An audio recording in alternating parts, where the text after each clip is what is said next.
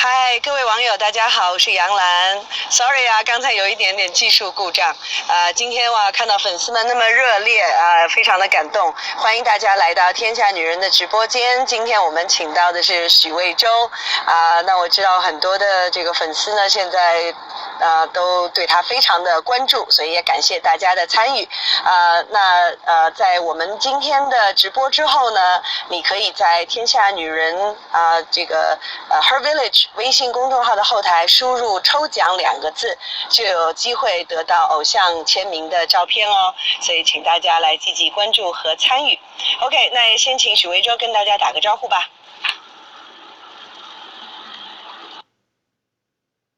对 ，Hello， 大家好，我是许魏洲，杨澜姐你好。其实今天是一个特别值得纪念的日子，为什么呢？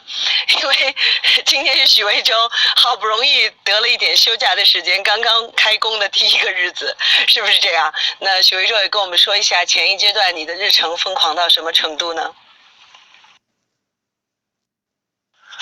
前段时间呢，因为我一直在忙这个演唱会的事情，然后终于是有了一个小小的休假的时间。今天呢是正式开工的第一天。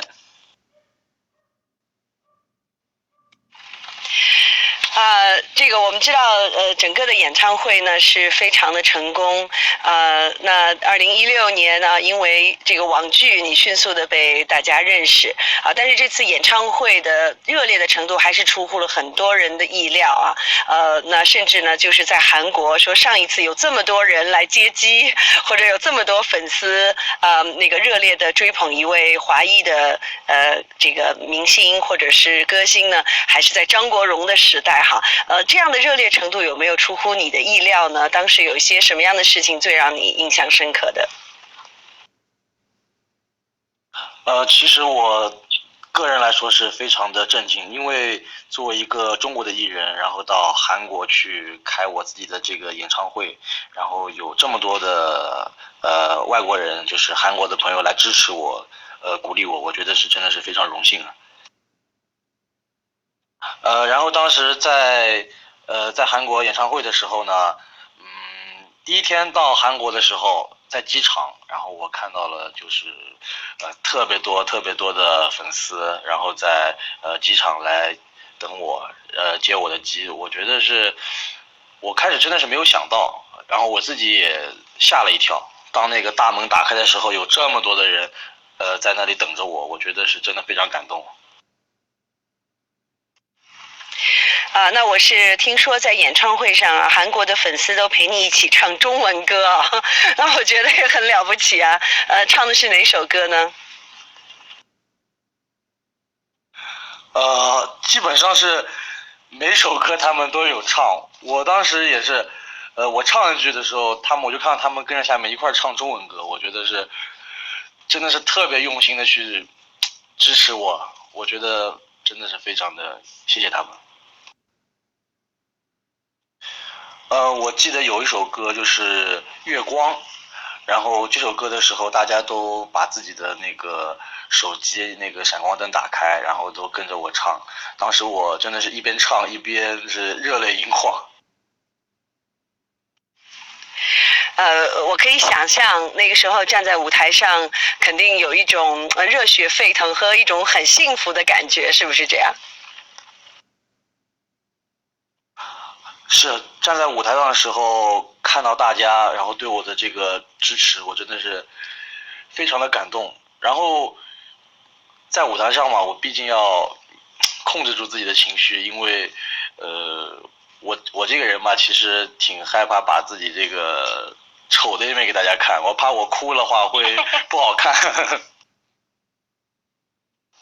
我就憋着呀，我就憋着自己的这个眼泪，然后用这个歌声，然后用自己精彩的表演，尽全力的去把这个最好的一个状态去呈现给大家。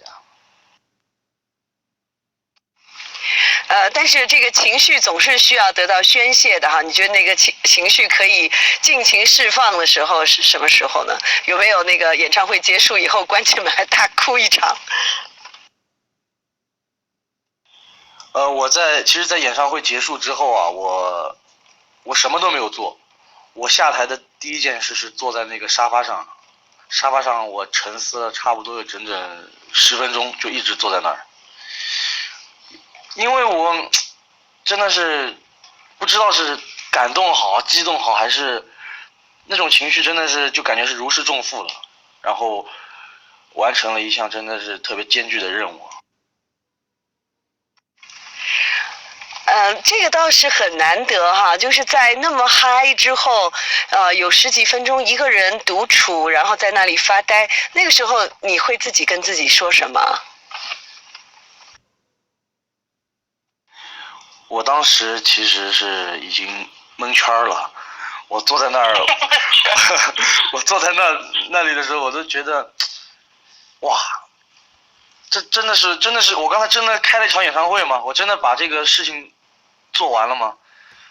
然后等这个自己思考好之后，我就觉得，一个是非常感谢大家支持我，然后才能有这么一场演唱会。然后另外的也是非常感谢我的这些身边的帮助我的这些人，然后我也是当时觉得我真的是能给大家带来这种能量，能去把我的歌声传递给大家，我觉得是我是一个非常幸运的人。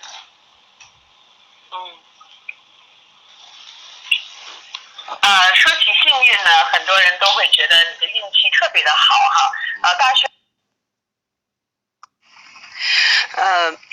你说到幸运的话呢，有些人会觉得好像你的运气的确是非常好。有些人在演艺圈奋斗10几年也未见得有这样的成绩，而你连大学都还没有毕业。好运气来得这么突然，你自己会不会有一点怕的感觉？其实我真的是觉得我自己是个非常幸运的人，然后其实我也挺害怕的，我特别想把这份幸运把握住，因为作为一个年轻的艺人，然后一出道，我身边就有这么多人去关心我、支持我，所以我也希望我能把自己做到最好，不让他们失望。我觉得努力做好自己吧，明天会比今天更好。其实慢慢走呢，是我就是之前那部剧里面我为那部剧写的一个片尾曲。其实这首歌其实也是带入我当时一个角色的情境，然后去写的这么一首歌。啊，那就唱两句啊。太好了。别总说我不懂，别总说我不痛，风也吹过我嘴角残留下温柔。就这样吧。其实刚开始的时候我特别的不适应，因为我刚开始出道，我并没有觉得自己是一个公众人物，然后突然有一天有这么多的人在身边去评论你，无论是说许魏洲这个人说他好，或者是不好，我自己会觉得特别有压力。当时我就看到很多网友啊对我的评论，然后看那些好的评论，我觉得真的是心里非常开心，然后觉得有这么多的人去喜欢我去喜欢我饰演的这些角色。但是我也会看到一些就是不好的评论，但当时我的这个心情啊，就是比较难以不习惯，然后因为会觉得，为什么这个人会不喜欢我？为什么要去说这些话？后来我就觉得，其实，真正的是做好自己，因为有喜欢你的人，就会有不喜欢你的人，把自己做到最好，然后让那些人说去吧。抱歉啊，我刚才这边好像又有点卡壳了，是不是大家太踊跃了，把我给挤出来了？还好没有啊，我现在继续这个跟这个伟洲来聊。我不知道在成名之前，你为自己做过怎样的人生轨迹的设计哈？当你要报考戏曲学院的时候，那个时候家里都支持你走这条路吗？非常支持，因为我的父母啊，就一直，他们挺支持我想做的事情，就是如果我想做什么的话，他们都不会反对，因为他们觉得我做自己喜欢的事情就好。我也是非常感谢我的爸爸妈妈。我听说你是中学的时候就开始组建乐队啊，而且是重金属的这个音乐哈。那个时候你最崇拜的偶像是谁？然后会尝试在一些什么样的场合去演出呢？我知道这个其实读中学的时候，各种学校功课压力都是很大的。那个时候会不会遇到那个一些压力是让你放弃掉的？对，我从高中的时候和自己的这个小伙伴，然后组建一支乐队。当时因为就是年少轻狂嘛，然后也特别喜欢就是摇滚，然后特别喜欢这种有这种冲劲儿的东西。当时的偶像其实偶像的乐队有很多，然后我们呢尽力就是往这个摇滚的方向去靠，因为可能是年轻吧，这种热血啊，这种青春的这种东西都想把它给释放出来，给大家看到，所以就组建了这么一支乐队。在学校，当时呢就是会在学校演出，因为其实作为一支学生乐队来说呢，就是有一个演出的机会，就是已经是特别好了，就不会去在乎啊，可能这个要多少报酬啊，或者是这个是在哪里演出。我们当时一般都是在学校演出，然后有的时候在那些酒吧 live house 里面去展现自己。能不能给我们描述一下那个时代哈，最难忘的一场演出？比如说，如果正是第一次作为一个学生乐队有机会能够演出的话，那个时候紧张不紧张？那时候唱了些什么还记得吗？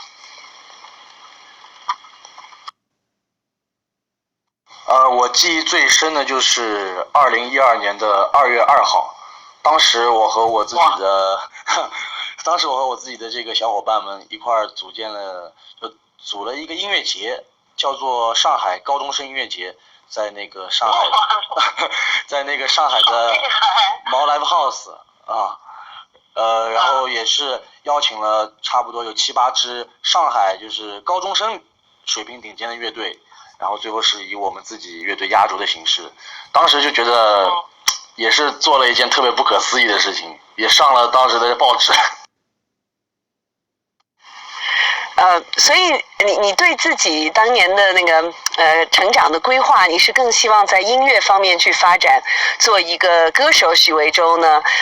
还是说未来会更多的往影视方面去发展？因为毕竟考到中央戏曲学院，你学的是影视表演，对吧？其实当时我没有想过将来会怎么样，因为我在做乐队的时候啊，我就想着将来呢，我能找一份稳定的工作，然后呢，就是在下班的时候、空闲的时候，能和自己的朋友一块儿玩乐队，玩自己的音乐。那后来就来了北京，考进了这个中国戏剧学院，学影视表演。但是呢，也因此我和我的乐队的小伙伴，然后就分道扬镳了。因为他们有的去美国去继续学习音乐，有的是留在上海，也是做乐队。然后我呢，就是到北京学这个影视表演。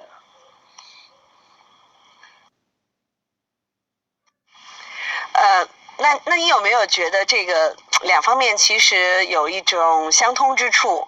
或者说你更希望未来做一个全能化的艺人呢？我觉得其实演戏啊和这个唱歌当中肯定是有这个共通的东西，因为毕竟是把自己这个本人这个魅力展现给大家看嘛。我希望我以后可以全面发展吧，因为我特别喜欢在舞台上展示自己，我也喜欢在这个镜头前面，然后把控镜头。我知道呢，要考中国戏曲学院，其实也是竞争非常激烈的，先是千军万马过独木桥吧。艺考的时候有没有一些难忘的事情？当时觉得最有难度的是哪一项测试呢？其实说这个艺考，我当时去考中国戏曲学院的时候，其实我没有报名儿，没有去报这个名，是我的同学去考这个国戏，然后拖着我一块去，然后就报了名，然后也误打误撞过了初试，然后过了复试，然后最后过了3试，然后进了这个国戏，我觉得也是一种缘分嘛。哎，为什么我见过那么多人都是因为陪朋友去考，然后自己考上了，朋友没考上？哦，我的天哪！那个我不知道你那朋友是感到非常骄傲的，让你进了这条快车道呢，还是他有一点懊恼哈？但是总之呢，那个你考上了。那个时候其实要考的项目还蛮多的哈。我刚才其实也还在问你，你觉得哪一项考试是比较有挑战的？对，那个考试的时候项目就是声乐、台词、形体表演，然后我当时其实没发挥好的，当中有一次复试的时候没发挥好的是我的声乐，我声乐唱的，对我声乐没有发挥好，我唱的是精忠报国，就是狼烟起，江山北望，但结果呢，当时我唱的时候特别紧张。然后把那个调给起高了，我一上来就是拉烟起，结果那首歌我唱了一半，我就没唱下去了，唱不下去了。然后老师看我唱不下去了，老师马上就替我打圆场了。他说啊，行，好，我知道了，知道你什么水平了。其实，很多时候我们在被别人挑选或者评价的时候，哈，都会觉得自己有一点不完美，就懊恼不已。其实那时候考官如果他真的有眼光的话，他要发现的是你那种特别内在的力量和才华，倒不一定是你是否把一首歌都唱完，或者那个调子都一定要唱到最高音哈。但是对于很多学生来说，的确是这一个心理关是蛮困难的。那你觉得对于现在还有想往这个艺术的道路上来发展的这些弟弟妹妹们，你对他们有一些什么建议呢？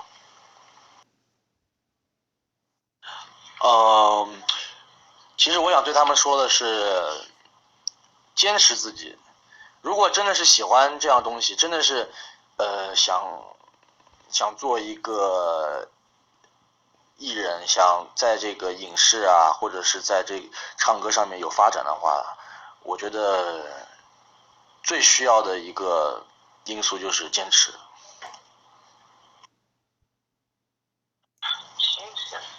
其实，在我这个短暂的演艺道路上面，也遇到了特别多的坎坷坷吧，因为首先作为一个演员，然后去开自己的这个个人的演唱会，这个东西就是一个挑战吧。我能够去完成这一项艰巨的任务，我觉得真的是非常感谢有这么多支持我的人。如果没有你们，我觉得我许魏洲可能真的完不成这件事情。然后在这个演唱会中呢，其实也是有遇到了非常多的问题。譬如说，在韩国场的时候，当时我们第一天到达韩国，然后准备去到酒店的时候，在机场就发现我们有一个箱子没有到，没有到机场，但是这个箱子里呢装着所有的就是韩国场演出的演出服装。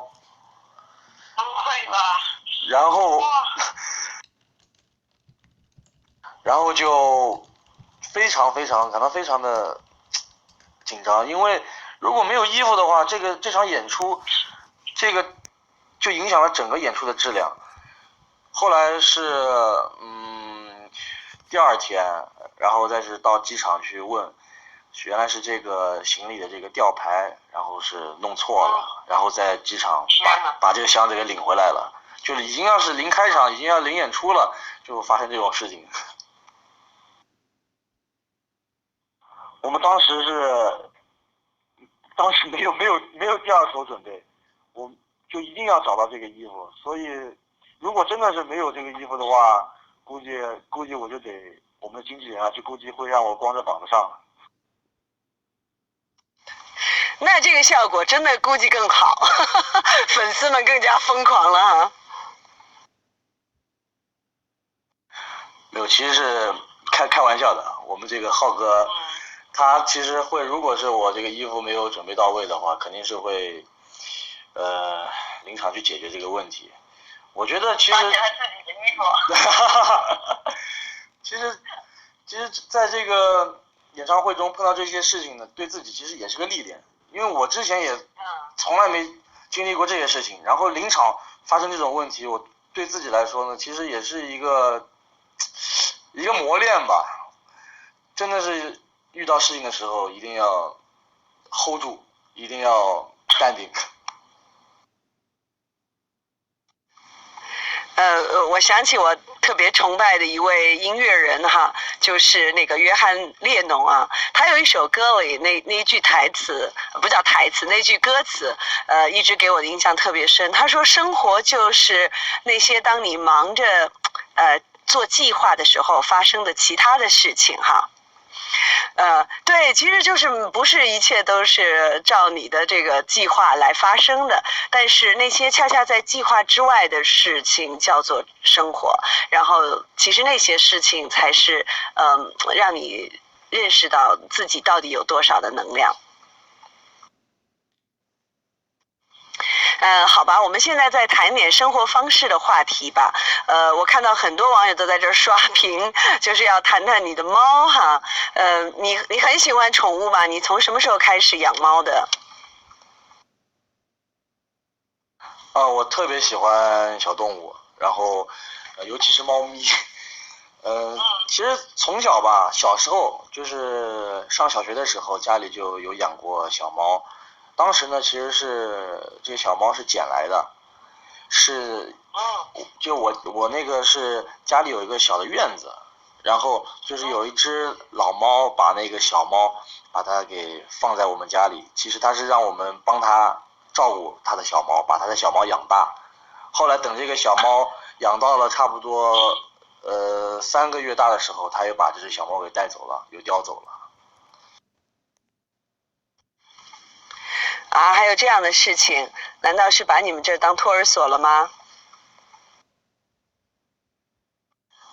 然后从那个时候开始呢，我就特别喜欢猫咪。我觉得它们的这个性格呀，特别有意思。就是虽然有的人说猫呢就不亲近人，它们其实是活在自己的世界里面，但是我觉得它们其实也通人性。因为当时我是住在外婆家嘛，我是从小跟外婆一块长大的。我觉得这个老猫啊，它可能是觉得我外婆人特别好，然后会去帮它照顾它的孩子，所以会把这个小猫放在我们家。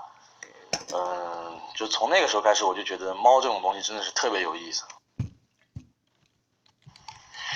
我有一位好朋友曾经跟我说，他说呢，喜欢养狗的人呢，他通常是特别需要被爱的，因为狗呢是非常忠诚啊，特别热情，对吧？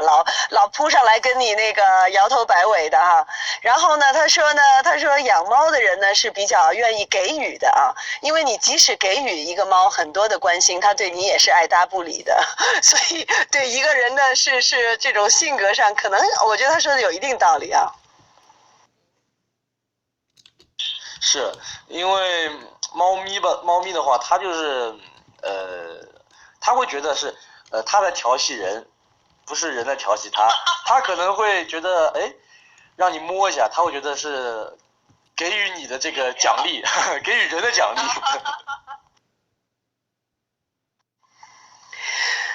所以我觉得猫更像个艺术家，真的，我觉得艺术家、作家、哲学家喜欢猫的人好像多于喜欢狗的人，但是不一定准确啊。这个观察就是猫它有一点艺术家的个性，它生活在自己的世界里。然后再说说你居然会打毛衣，我觉得这个这种生活的自我的料理啊，能够达到这个水平是很少见的哈。怎么会学会打毛衣的呢？这个其实也是因为我从小跟外婆一块长大嘛，然后跟我外婆学的这个技能。其实我打毛衣啊，这个打的不是特别好，但是呢，就是因为我觉得特别有意思嘛。因为我的外婆呢，她每天都是习惯就是打毛衣，无论是这个毛衣是到底是给谁穿呢，还是怎么样的，她就每天都是打着毛衣看着电视。然后有一天呢，我就想，这个事情真的有这么上瘾吗？每天都要去打毛衣。然后我就也是跟着他一块就学了一下。然后我就发现其实打毛衣这个事情呢是特别需要耐心的，然后也是特别需要这个手头上这个细腻的这个控制的。啊，我看你先发车。问题是你打过一些什么样的成品呢？不会是每次打到一半就放弃了吧？比如说有织出来围巾吗？有送给过谁吗？我自己其实没有做出过什么成品。当时我跟外婆学的时候呢，我给外婆织出过半条坑坑洼洼的围巾。然后呢，我的这个技巧呢，后来技能就是在我的上一部剧中，我为这个剧呢，就是做了一个道具，也是用这个我自己这个比较坑坑洼洼的这个打毛衣的技术啊，打了一条比较坑坑洼洼的毛衣。啊，不是毛衣，是围巾。这让我想到我在那个上大学的时候，我寝室里有一位女同学，她呢就给自己的男朋友打围巾哈，但她实在是打得太慢了，而且她力求完美嘛，所以总是打一点她就拆掉了，打一点又拆掉了，最后那个那个围巾还没有织好，她男朋友已经跟她分手了。这是我经历过的一个故事。所以有的时候很有意思，就是卓别林说过一句话很好玩啊，他说你要用显微镜看人生嘛，就是一个悲剧啊；你用放大镜看就是个喜剧。那我的结论呢，就是你有的时候当时看上去是一个悲剧，比如说我这个织围巾的女同学，但是呢，今天我们如果再回顾那个时候的话，就哈哈大笑，觉得是个喜剧啊。所以时间真的是一个很奇妙的事情。其实就是在学校里的时候啊，我真的是是一个特别令人怀念的时光。虽然我现在还是一个在校生啊，但是无论是在高中玩乐队的时候，还是在大学排话剧的时候，我觉得都是对我个人来说都是非常宝贵的一份回忆。好的，我跟你问的最后一个问题，因为等一会儿我们要开放给大家网友来提问。最后一个问题就是，你所喜欢的一种生活方式是怎样的？其实有很多的艺人呢，他是要生活在各方面对他们的期待当中，有些甚至会牺牲掉自己的生活空间的哈。但是我觉得你好像对自己的起码你会做的事情，我觉得挺多的，还会做饭呢，什么做蛋糕一类的。你想象自己的生活应该是什么样子的呢？理想的生活？我自己理想的生活是自由自在的，然后能舒服的去做自己想做的事情。我觉得就是尽力的做好自己想做的，然后去实现自己的梦想，实现自己的目标，这就是我最向往的一个人生的状态。好，我看到网友们已经迫不及待的加入提问的行列了。那接下来的部分呢，也请魏洲呢可以从这些问题当中挑选自己回答的问题，然后就可以直接来回复。好的，非常感谢杨澜姐。然后呢，我就回答一下大家提的小问题。我这段时间休息的非常好，然后呢，吃的也很好，但是还是没有成功的长胖，我也不知道是为什么，我感觉我越吃越瘦。接下来呢，我一定也会给大家带来我个人的新的作品，无论是从这个影视上还是音乐上，都会呈现出一个全新的自己。然后也会比之前所带给大家的这些作品更加的精致，更加的优秀，所以请大家敬请期待。我觉得给我带来最鼓励的话，就是有你才有我们。因为之前我对我的粉丝们说过一句话，是有你们才有我。我觉得真的，我觉得是我们互相吧，互相的一种爱。我做过最糗的一件事情呢，就是在高中的时候，然后当时是午休，我在操场上和我的朋友们一块休息嘛，然后正好有一个足球过来，我就想把这个球给踢回去，然后因为旁边有女生嘛，我就想踢得帅一点，踢得用力一点，结果我那一脚出去啊，脚就砸在地上了，然后我的右脚的3个脚趾都粉碎性骨折了。你这太可爱了。因为一般来说，要想让3个脚趾都一起骨折，这个概率是很小的。我以后发专辑有机会的话，肯定会来哈尔滨，然后也会把我这些新的作品带给大家。我在平时呢会用打篮球，然后健身的方式去宣泄我自己的这些情绪，宣泄这些压力。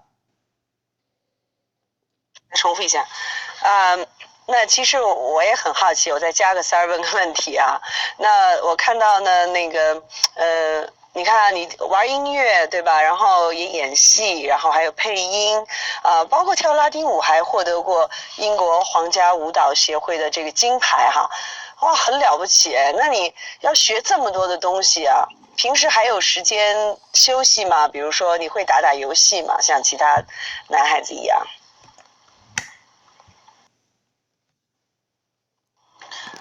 其实当然会了，因为这都是之前小的时候，也特别感谢我的这个父母啊，让我去学习舞蹈啊，然后学这个吉他呀，我也在这个兴趣爱好中找到了自己喜欢的东西。但是在平时的时候，我也会像普通男孩子一样打游戏啊，放松一下自己啊，和这个同学们朋友们一块儿去玩游戏。我看到一个问题是，和这个海外粉丝说一句话。其实我最想和你们说的话呢，就是爱你们。千言万语真的是汇聚一个爱字。我知道，因为你们是在国外，然后可能只能在网上面关注我的信息，毕竟是相隔的比较远。我觉得，我也会在我创作自己新的作品的同时，我也会有机会的话，一定会来到你们的国家，然后，把我的这些新的作品，然后带给你们。谢谢你们。哎，我其实还有个问题啊，中秋节就要到了，像这种传统的节假日，你会有自己的安排吗？比如说你现在在北京发展，你的外婆会怎么样跟你保持联系呢？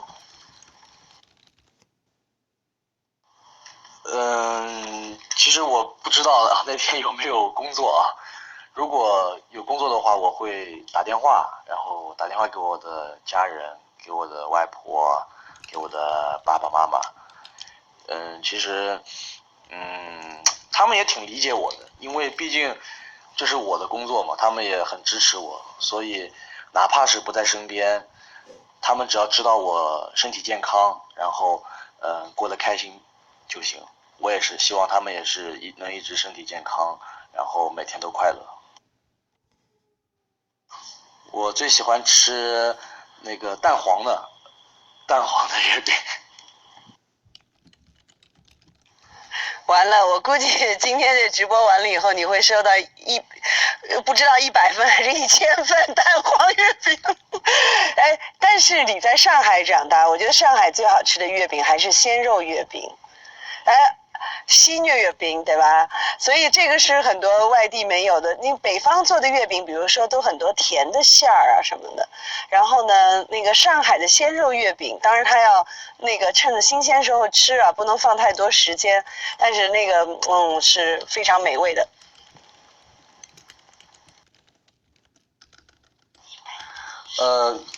我看到一个问题，问我喜不喜欢养花。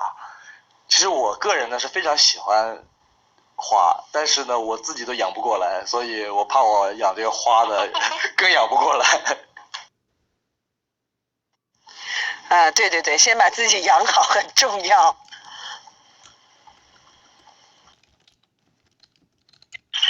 好的，我会有机会的话，我会尝试一下养仙人掌，好像这个东西比较生命力比较顽强。